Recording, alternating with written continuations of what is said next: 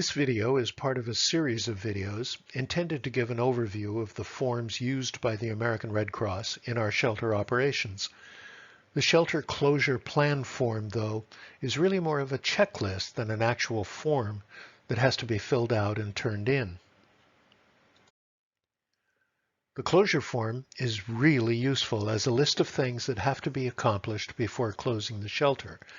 It's used to make staff assignments, record calls to other departments to make arrangements for the closing, and information passed down to you by your supervisor. This is the shelter closure form. The top line and the top box are standard stuff. The date and DR number, shelter name, closure date, time and reason, and the shelter address and the manager's name and cell phone number.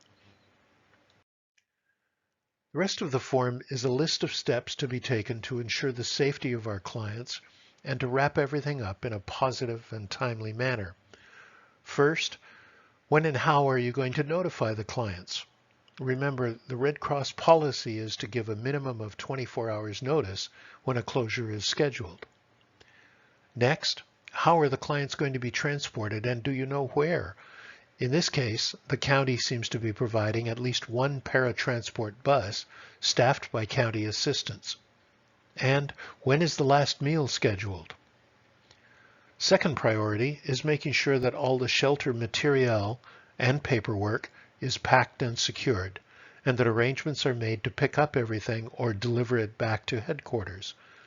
The shelter manager will have to return to HQ no matter how distant it may be, so taking back all the paperwork, files, Red Cross phones and computers, and the mass care procurement card, that task will fall to the manager. And don't forget receipts.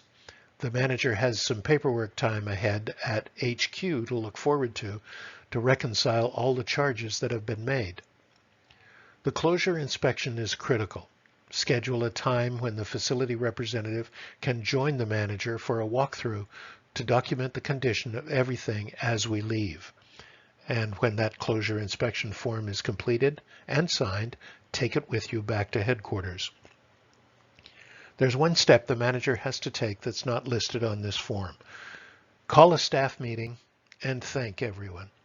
If you have had a good deployment as shelter manager, 75% of the reason it was a success is because of the staffers you had on your team. Say thank you and walk out the door proud to have been their leader.